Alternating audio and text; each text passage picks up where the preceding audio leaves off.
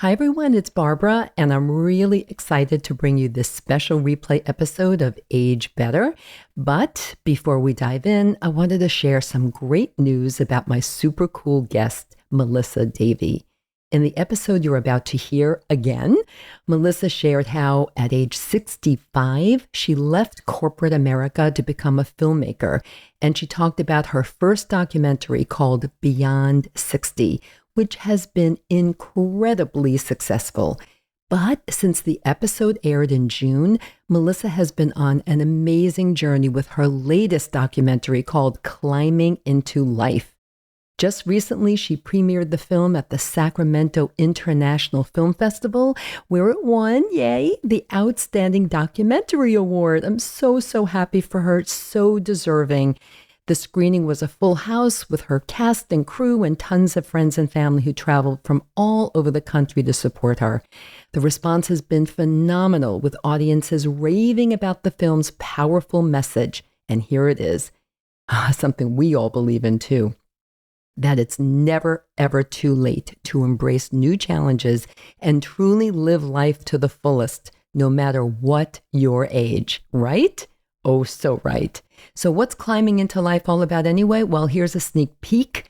It's the story of Deirdre Wolownik, who became the oldest woman to ascend El Capitan in Yosemite National Park. And here's the twist. She didn't even start climbing until her 60s. 60s. Why? Why did she start climbing in her 60s? Well, according to her, to better understand her son's world. And who is her son? You might want to know. None other than Alex Honnold, the star of the Oscar-winning documentary Free Solo, one of my personal favorites. Everyone, if you have not seen Free Solo, run, do not walk, go and find it, stream it. It's just an amazing, what can I say? I can go on and on about Free Solo. But anyway, she's the mom. So Deirdre began her journey in a rock climbing gym just to grasp what Alex was doing as he scaled some of the world's largest monoliths, right? The biggest mountains in the world. She fell in love with the sport, trained outdoors, and at 66, with Alex leading the way, she climbed El Cap. She even tackled it again for her 70th birthday and hasn't stopped since. She's still doing it. As Melissa put it, telling Deirdre's story through this film has been an amazing experience, and I'm so grateful for the incredible response. Climbing into Life is making waves across North America, from Philadelphia to Montana to California, and it's clear that Melissa has captured something truly special. So in honor of everything she's achieved since our conversation in June, and to celebrate all the incredible women over 50 who are redefining what's possible, I'm replaying this episode. If you missed it the first time, now's your chance to dive into Melissa's inspiring journey of reinvention and the powerful impact of her work. So sit back, relax, and let's revisit this incredible episode with Melissa Davey. And if you get the chance, be sure to catch Climbing into Life at a film festival near you, or keep an eye out for it when it does become available to stream at home. Check out the show notes in the description box for all the links to learn more. Enjoy this. I know you will. Stay tuned.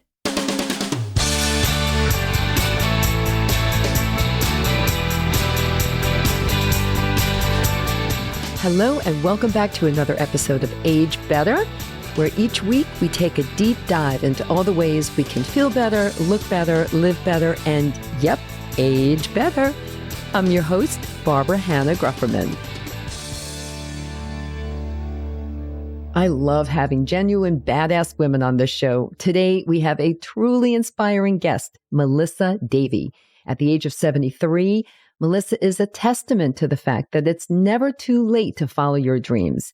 After a really great and successful career in corporate America, where she championed the rights of disabled individuals and spearheaded national disability management programs, Melissa shifted gears to chase a new dream, filmmaking. Her journey into this creative field began at the age of 65. And since then, she has produced the acclaimed documentary Beyond 60, which showcases the vibrant lives of women over 60.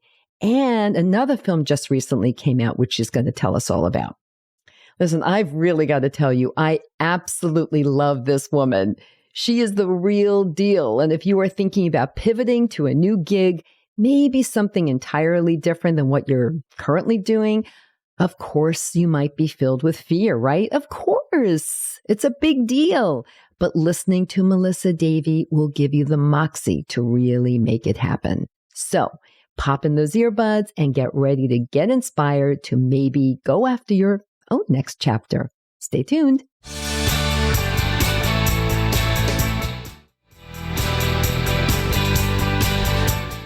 Hello, everyone, and welcome back to Age Better. I'm so happy to welcome Melissa Davey to the show. Hello, Melissa. Welcome to Age Better. Hello. Hi. Thank you so much. I'm so glad to be here. We were just talking before we hit that record button about our hair. And I said, okay, you're a curly girl too.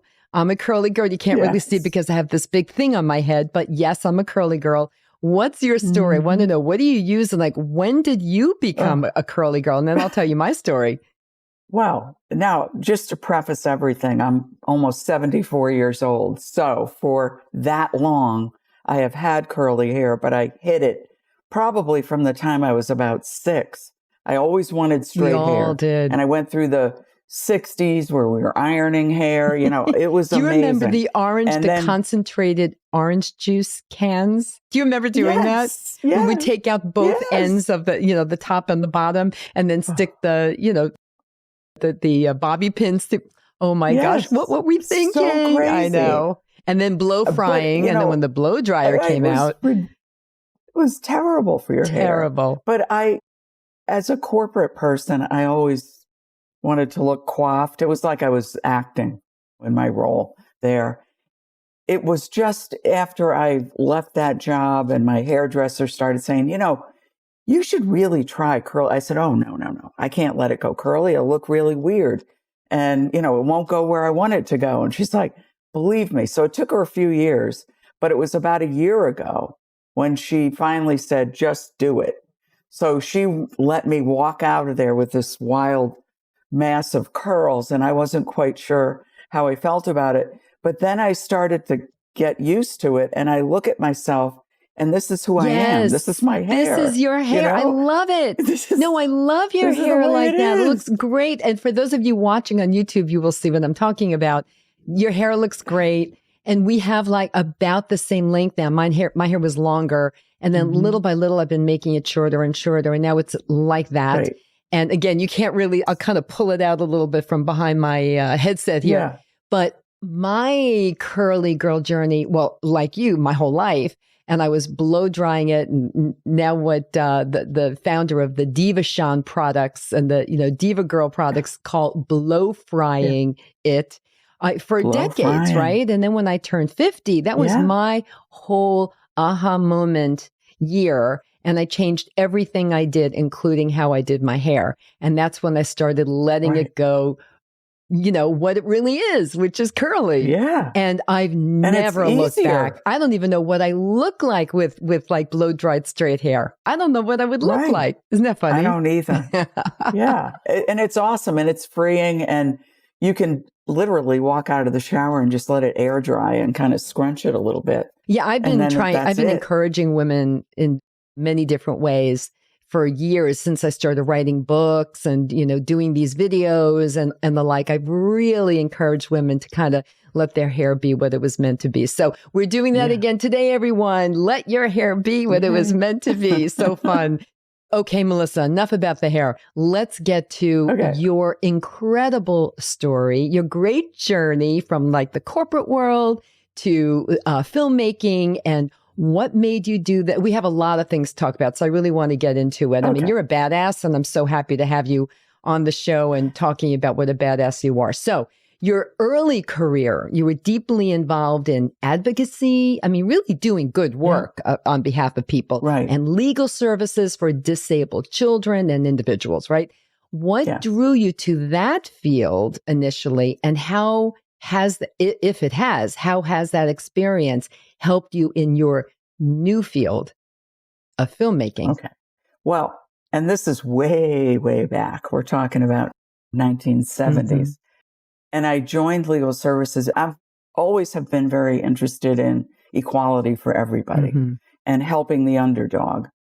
A lot of my early work, I thought I was going to be a teacher, and then I was like, it just didn't fit me.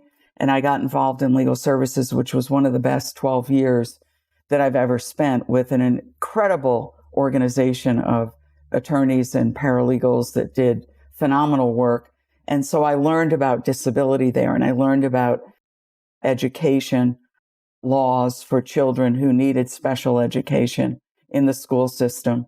And the schools really weren't following it then. So it was doing a lot of advocacy for those individual children to get them what they needed. And that was just always my goal, is to help people who were less advantaged get something that they deserved and that they should have.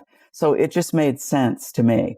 And I love storytelling. So from the beginning of time, I've liked to listen to other people's stories and create stories. And when you're advocating for somebody, you're creating a story about them, and you're telling that story to an administrative level individual, trying to get the benefits that you need for them. So it just filled myself with good feelings around being able to tell a story in a way that would help somebody, and really listen to somebody and hear how difficult their lives might be and what they might need, and kind of opening my mind to trying to put myself in that position and wondering what it would be like if I didn't have somebody help me, if I was on the other side of the table. So that became my focus for a very, very long time. And I became an expert in the field of Social Security disability law, and within that practice. And then I was recruited to the for-profit world. So I'm leaving the nonprofit world to the for-profit world to build Social Security disability, kind of like a little mini law firm within this risk management company, which was national in scope. So to build that, to offer to the insurance carriers that were representing and covering individuals who were disabled. And some of them become disabled to the point where they can't go back to work. And that's when Social Security would come in. And we would represent those individuals before the Social Security Administration. And that had been one of my areas of expertise in the nonprofit world. So I brought that into the for-profit world. And again, what was I doing in that job? Even though I was creating the business and running the business, I had done about 1,000 hearings for people with disabilities. And that, again, you're telling the story of the individual, and you're gathering the evidence you need to tell the story in a way that's going to get them the benefits that they deserve. So again, listening to stories and telling stories started when I was very young, and I was, did that through, I think I left, the calendar starts getting fuzzy at this point. Oh, does it ever? But I left my job about 8 years ago. So I left the corporate world 8 years ago to do my next gig, which is what I'm doing now. So it sounds like the skills that you were really developing during all of those years working in that field, both not-for-profit and then for-profit, really did inform your ability to kind of carry those skills over to filmmaking, because that is telling a story on a different kind of a grander scale in a different way, right? Absolutely. And and it's been such a stable point in my life, that knowing that, okay, I can listen to a story and then I can relate it again to someone else in a way that's necessary at the moment. But I'm just invested in people's stories. I love to hear them. It doesn't matter whether I'm making a film or not. I'm still seeking out people's stories and listening to them, because every time I hear a story, I might challenge the way I think about something. They may bring up a subject or an issue that I feel strongly about, and potentially they could change the way that I think about that issue.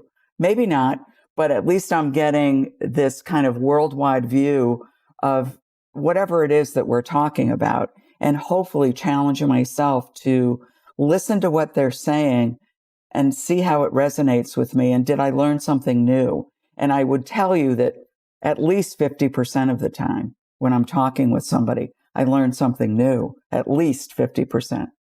That's incredible. I mean, when you think about especially what's going on in the world today and how we're really not stopping and paying attention to what other opinions might be, what the other side is saying, what their perspective is. And that's a skill set that I think I wish more of us did have and use to be more empathetic and to really understand the other side, other positions. Yeah. And I have used that lately with, the political world the way it is. I have gotten a little bit better in at least listening to people that don't believe things that I believe. Not always easy. And it's not easy, but when you can come to understand why somebody feels the way they do, you're able to empathize with them at a certain level. Yeah. Yeah. So tell us, what was that moment in time? There had to have been some moment in your life that you said, I am ready to pivot over from this corporate world to the more creative world of filmmaking. What was that moment? Yeah. And I'm sure it wasn't easy, although maybe it was actually. You tell us. And maybe a little scary, or maybe not. Tell us, Melissa, what happened? When did this pop into your head? And what was the next step you took? Well, there were a series of things that came together. The first one being I looked at the calendar and I realized I was 65 years old and I was sitting at this desk that I'd been at for more than 2 decades, loving my job, no reason to leave. I could have stayed till I was 90. There was no ageism within the company, which was wonderful. But looking at that calendar and saying, oh my gosh, how all of a sudden did I become 65? And it just started to, I don't know, it was like a reel going through my head. Like, what are you doing? Are you going to stay here? Are you going to stay another? And then the CEO, that I reported to the CEO, and he came to me and he said, oh, we're being bought out again by another private equity firm. And I'd been through that rodeo a few times, so I knew what it entailed. And I knew that they were going to ask me to sign up for another 5 years. So that's happening while I'm sitting there at 65 saying, oh, what am I doing? What am I doing? So that prompted me to say, do I really want to be sitting here at 70 doing the same thing? And the answer was no. You've done it. You've done it well. You're good at it. You can do it in your sleep. You like it. That's okay. But what haven't you done? So I was asking myself, what haven't you done that you've really always kind of fantasized about? And I started making a list. And on that list were crazy things like play a saxophone. And I say that's crazy because I don't read music, but I would love to play the saxophone. And you still can. Of all the instruments, I just love that instrument. But then I thought, well, how reasonable is it to think that I can learn to read music plus play the thing in a short period of time? I wanted something that I could jump into right away. So I moved that down on the list. And then the usuals. Well, I could write a book or have a little store with beautiful art items. And I was like, I don't think so. And film, you need to know that film, since I was 9 years old, has always been a fantasy. And I say a fantasy because I went to the movies a lot as a youngster and all through my life. And I used to be so curious about how did they make that look so real? And how did they do this? Gee, I wish I could be on the set with a director and see what they're doing. So that one kept coming up on the list. And then one more thing happened. I was at work. I was in DC for a congressional meeting about Social Security, and which I've been to dozens of those over the decades. And I was sitting there, it was early in the morning, and I did my little piece. And I remember sitting there thinking, oh my gosh, this is like Groundhog Day. We never get moving forward on any of these issues. And it just was like, it hit me like, I've had it with this. I don't want to do this part anymore. And I leaned over to a friend. I said, I'm going home early. I'm not going to stay for the day. So I came back up. I'm in Pennsylvania. And I decided not to go back to work that day. And instead, I called a friend, a younger friend, who said to me, my gosh, I haven't seen you in ages. Yeah, come on over. Let's have late lunch and then we'll go pick up her daughter from school and take her up to the horse barn where she worked after school. And I said, oh, that sounds like heaven right now. So that's what we did. We picked up Grace, we took her up the dirt road. And as we were driving, my friend said, I think they're making a movie over there. Look over there. So I looked as we drove by and I thought, oh, sure enough, looks like a movie set. And we came back and we stopped. We're on a dirt road in the middle of the woods in Chester County, Pennsylvania. And I said, I bet I know who it is. And she was like, oh, come on. How could you know who it is? Like, well, look where we are. Chester County, PA. Looks kind of spooky. I bet it's M. Night Shyamalan. Oh, my God. Because this is where he lives and this is where he makes his crazy movies. So I looked it up on the phone and pulled up his website, and a picture of where we were sitting came up. And it said, M. Night Shyamalan making a micro-budget film in Chester County, Pennsylvania. And I said, well, that's him. Melissa, that's really incredible. That's incredible. Yeah, but it gets even weirder. Keep going. It gets weirder. On the screen, there's a little red button that says Charity Buzz. And I'm like, I don't know what that is. So I hit it. Boom. Picture of his face. It's Win a Day on the Set with M. Night Shyamalan. So my friend is like, oh, you have to do this. So I started betting. All of the money was going to go to his education fund. He had a foundation which does amazing things in education worldwide. So I was interested in that so I could justify, if I'm going to start putting money into this, okay, it's going to a good cause.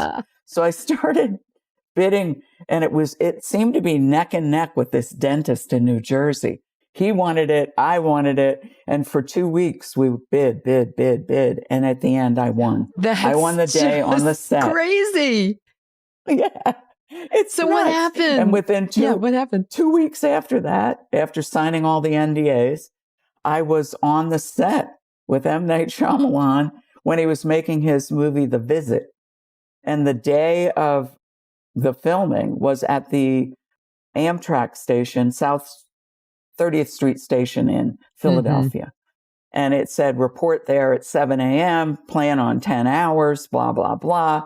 So I went there thinking, oh, he's going to sit me in a chair and I'm going to see what they do. This is going to be great. So as soon as I got there, it was boom. I was behind the camera with him all day. I was with all the crew. I was able to ask questions. He was asking me what I thought about how he was setting a shot. It was incredible. Like, I had not been that excited about anything in a very, very long time. And I realized that, my God, this is fascinating. And so we sat together at lunch for a break. And he said, what do you do? And he's younger, and I was and he's done nothing but make films his whole life. So I was trying to explain the risk management, insurance, Social Security, and he kind of glazed over. And he looked at me and he goes, what do you really want to do? And I said, I want your job. I said, I want your job. And he said, oh, well, you better hurry up. And he was kidding, but it hit me, that gut punch that I felt physically. I felt it. And I thought, he's absolutely right. If I'm going to do anything different, I need to hurry up. I'm 65 at the time. I was like, if I want to make a film, I guess I better do it now. So the rest of the day went on and it was fabulous, wonderful. Came home late at night, walked in the door, and my husband said, so how was it? Because he knew how excited I was. I said, it was beyond anything that I imagined it would be. And tomorrow I'm going to quit my job and I'm going to make a movie. So wow. All I can say is wow. Wow. And what was your husband's reaction? I think he said, wow. And he just kind of looked at me a little curiously, like, are you sure about this? What is going on? Yeah. And so he said, okay. And he just sort of left it at that. And I went to bed and I stayed up half the night because I was thinking. I was thinking, well, what could I do? What kind of a film? Now that I've said it out loud, I have to do this. Isn't that something how that works? Made a commitment. Yeah. Yes. So the next day I went in to the CEO and I said, well, just FYI, I'm going to give a long notice because I have to mentor somebody to run this division that I built for the company. But I am leaving. I'm not going to do the 5-year sign up. And he said, okay, what are you going to do? And I said, well, I'm going to make a movie. And he looked, and he'd known me for years. And he just said, that sounds about right. So I went back to work, but I immediately began planning what I was going to do for a film and how I was going to do it. So I had the time and the luxury of being paid while I was developing this so that when I walked out the door, it was already in progress. And I'm so thankful for having that time. That was the perfect setup, Melissa. That was the perfect setup. Yeah. So your documentary, your first, I believe your first, Yes. Beyond 60, wonderful film. Yes. It's been a significant success and has resonated with many, of course, especially in my age group. Yes. What inspired you to have that be your very first documentary film? Well, as soon as I said I was going to be a filmmaker, I thought, oh man, that's a big word, filmmaker. And what does it really mean? And what would I be able to do that makes sense for me? And it was, well, right away, documentary is a story. And I thought, okay, I'm not going to write a script. I'm not going to try to figure out how to write a script and do that type of film. But a documentary made sense because it seemed like the most simple way to step out, because I understand how to listen to people's stories and tell their stories. Maybe it was in a different genre at work, but I thought, well, I think I could do this. And then I thought, well, what kind of stories would I want to tell? And immediately it came to me, well, it would make sense to talk about people like me, people that are over the age of 60 that are continuing to do phenomenal things. Yeah. And they have wonderful life stories, backstories that led them there. And I knew immediately I didn't want it to be a celebrity. Like people started saying, oh, you should call Oprah. I'm like, no, Oprah's out there. People know about her. They've heard her story. I want to talk about the everyday woman, the woman that you would walk past on the street and not notice them at all. They've become invisible in the media because they're a certain age. And there's some positives to that. I like being a little bit invisible because I can be louder and just do whatever the heck I want to do. And nobody I told you you're a badass. So it just made sense. It made sense. Why don't I do stories? It made sense. Yeah. So how many women do you focus on in this film, Beyond 60? In the film, there are 9 women from all around the country with completely different stories, but they talk about their resilience and they talked about why they're still relevant and what they're doing and what their plans are after what it is that they're doing now. And some of them were as old as 87. Yeah, it was so great. I mean, since I'm so focused on this age group and so focused on really life after 50, now life after 60 and all its different aspects and the richness of it all, it was very intriguing to me, of course, that you focused on women over 60 in your first film. And like I said, it is an excellent film. How did you find these women? What was your creative process? Well, the creative process was, how am I going to find the women? Yeah. And how did you do that? I started cold calls. I started calling everybody I knew. If you know anybody with an interesting story, so in that year, while it was probably about a 9-month period, I talked to almost 100 women on the telephone. I would call them and I'd listen to their story. I would tell them what I was doing, ask them if they were interested. But I kept coming back to the same 9 as my favorite picks for a host of different reasons, but it just worked. And each one of the people that I asked, they knew that I was a new filmmaker. They knew that I didn't know really what I was doing, but they all said yes. And I thought, to me, that was incredible. That was women supporting women, older women supporting older women, and women who just have this understanding that stories can help change the world. And they wanted to be a part of that. So it was an interesting process to find them. Yeah, they're just all wonderful. Each woman is unique. Now, you transitioned from the corporate world, as you explained, to filmmaking. And even though you did explain how storytelling has been a part of your life and your work for decades, but still, this is an entirely different medium. Was it challenging for you? Sure. Yes. And did you have Absolutely. mentors? Like, how did you actually figure it out? Did you go to a class in filmmaking? No. While, No. in the evening after you were done working at your company? No. How did this happen? Give us some insight. I wanted to fast track it. I mean, I thought about going to school, but I thought, well, once again, that's going to just take up more time. Yeah, So you had to get to it. I wanted to just get in. Yes, I wanted to get in the nitty gritty. So I'm a builder of operations. I've done it. I know what it takes to build something that I don't know much about.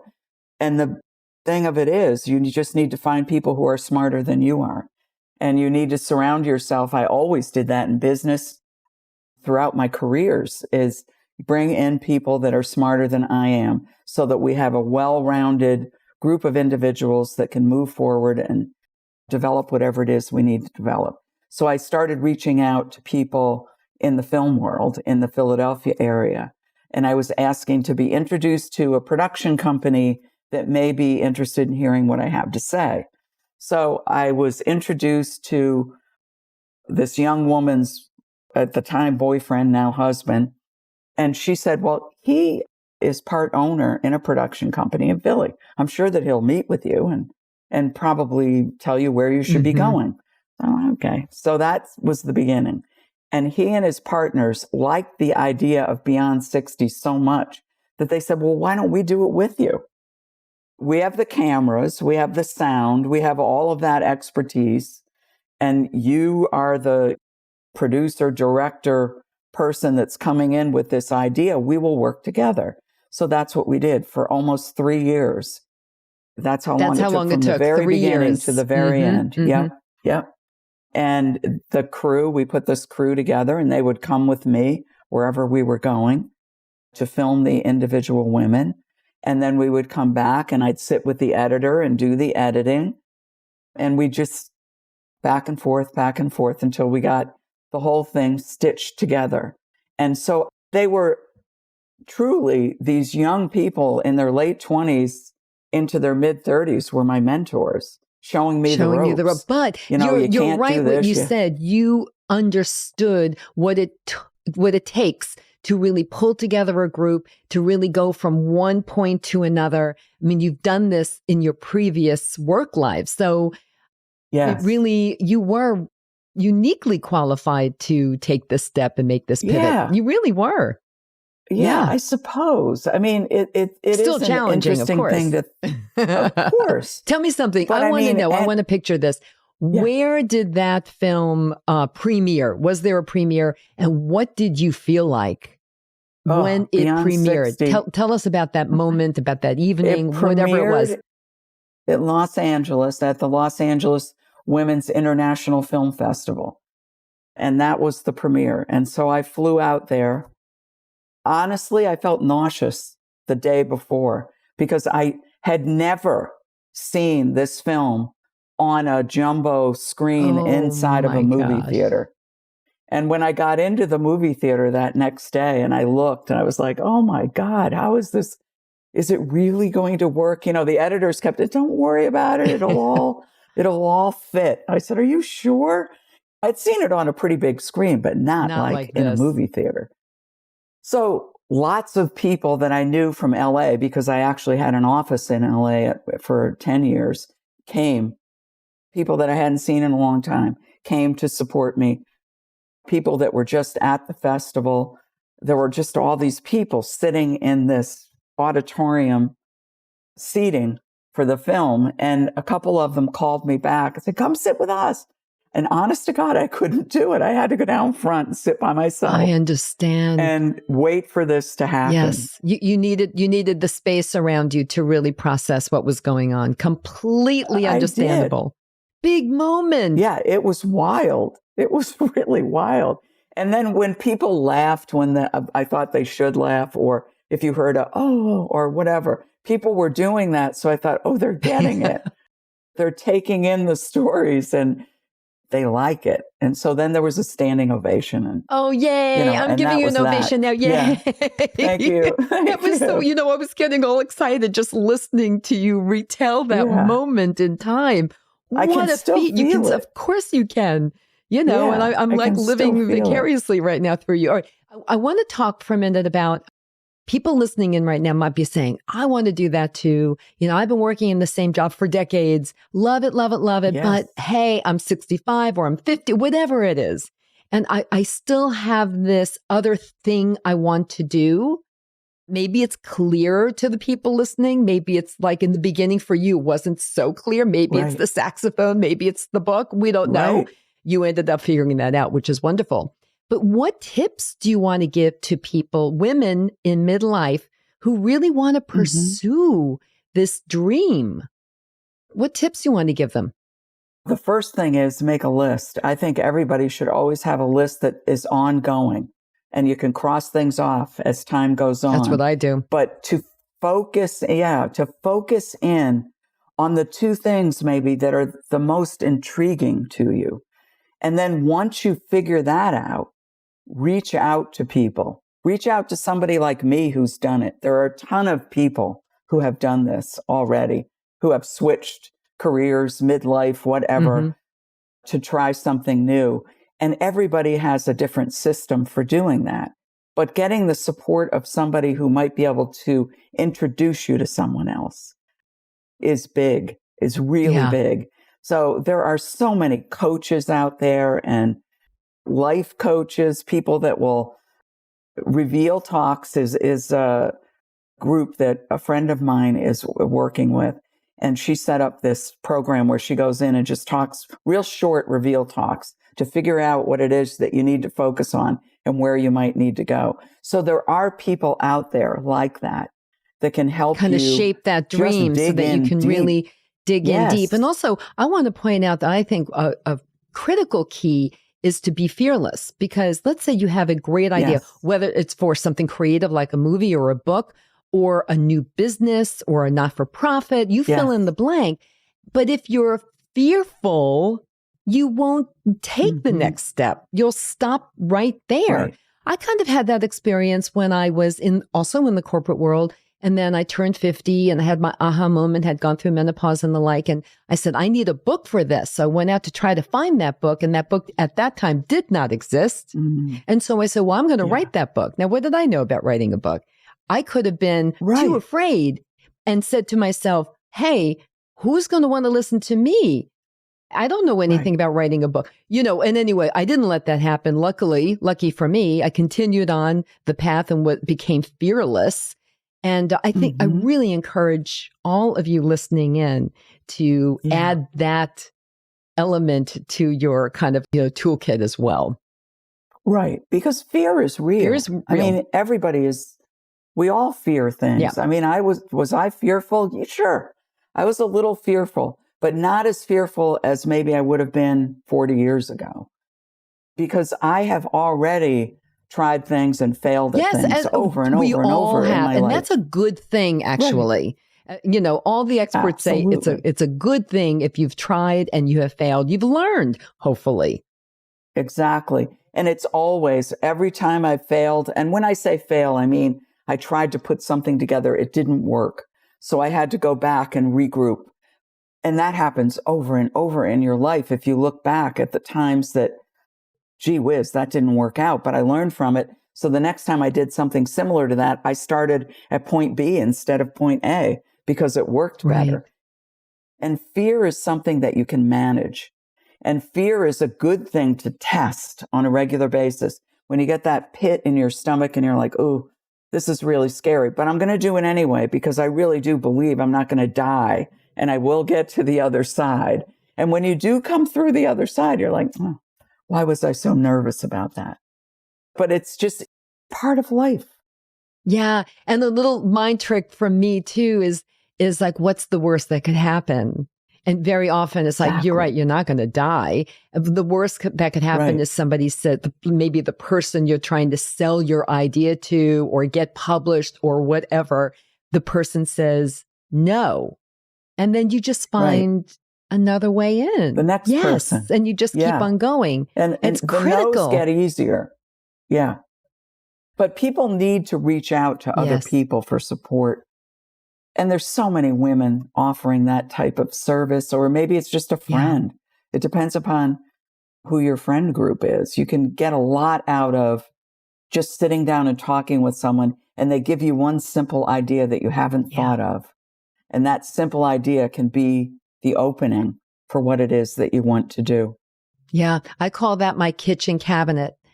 It's my group of women friends, my kitchen cabinet, who I will kind of throw things out at them. And I certainly did that in the beginning with different ideas. And it really helped me a great deal to go in the right direction, take the right path. Now, you just came out with a second film, a second documentary. Tell us about that, Climbing into Life. Tell us about that. Yeah. I finished it March 30th. We finished Congratulations.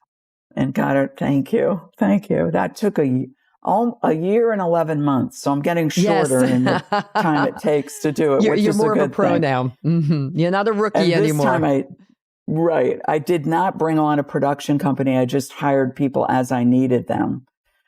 And this film is unusual. The woman is incredible. Her name is Deirdre Wallenick, and she is the oldest woman to climb El Capitan in Yosemite National Park. And there's all kinds of backstories, but the big one is her son is Alex Honnold, who was in the film Free Solo. Loved that film. I absolutely loved that film.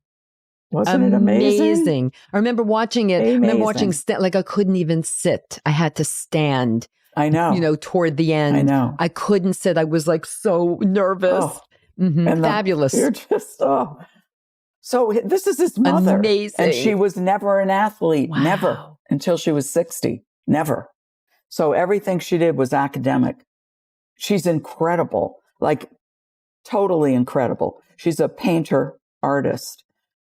She is a musician. She plays, I don't know how many instruments. 6. She is a writer. She's published many books. She's a professor. She's unbelievable. And she's how old, Melissa? She's now 72. 72. Wow. Yeah. But she was watching her son do all these crazy things, and she was a little concerned, and she felt a little bit of distance between them and wanted to know what he was doing. So she said, could you show me how this climbing stuff works? So he took her to a climbing gym, and she got the bug. And now she's the oldest woman to climb El Cap. And I got to go out there to Yosemite with her and hired a climbing videographer to go up with her. And it was just fantastic. And then we spent the rest of the time in her home doing her, the early part of her life story, which is just fascinating. I have not yet seen that movie. Yeah. Tell us, where can the audience see both of these movies? Okay. Beyond 60 is easy to get. It's streaming on almost every streaming channel except for Netflix. So you can just go in and put it in the search bar, Beyond 60, spell out 60, and you'll be able to get it there. Climbing into Life is just finished, and we're just submitting to film festivals. So it's been submitted, and we're waiting on those that will accept it, and that's where it will premiere, at one of these film festivals. So if people stay in touch with me, they can follow us on Facebook and Instagram.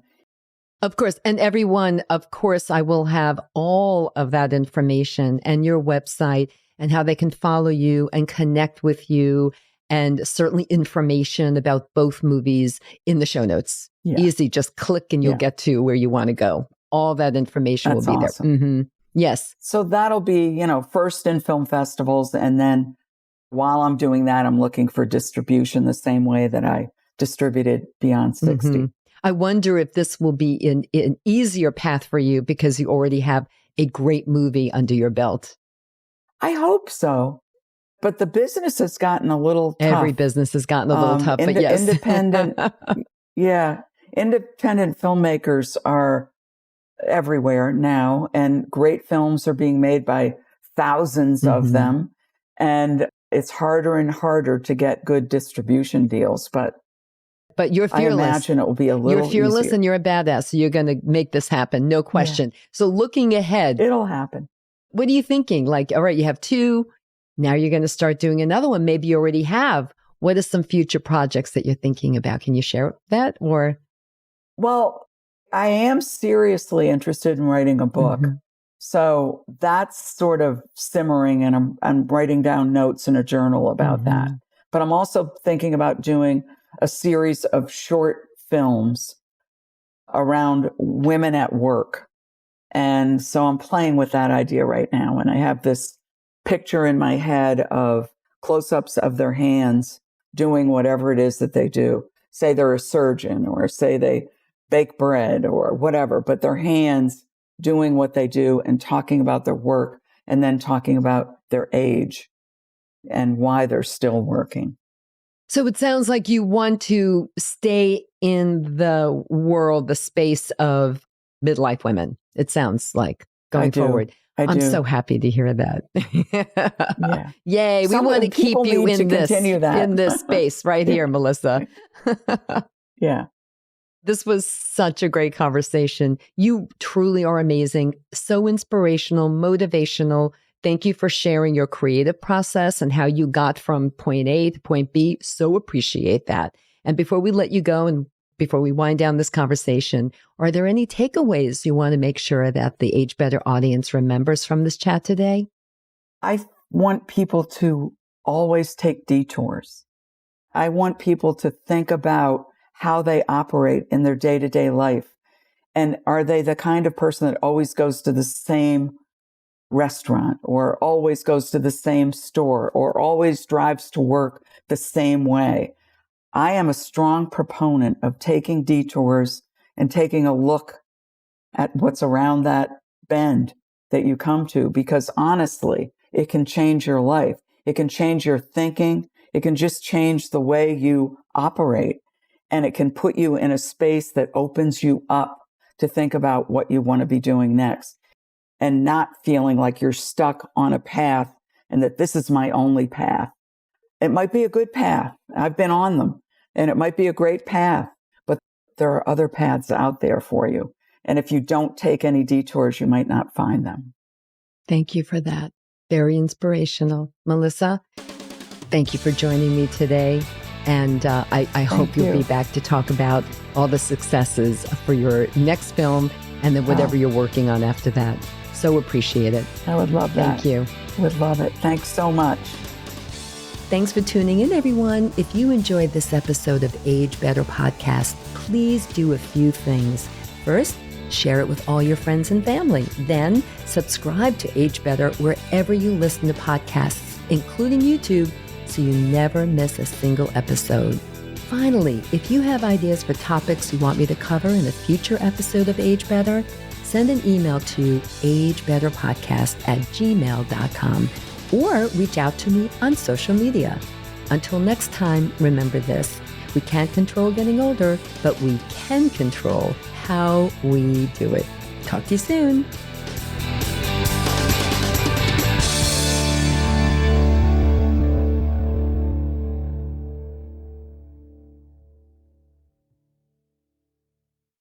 Age Better Podcast is a proud member of the Sound Advice Network. Sound Advice, women's voices amplified.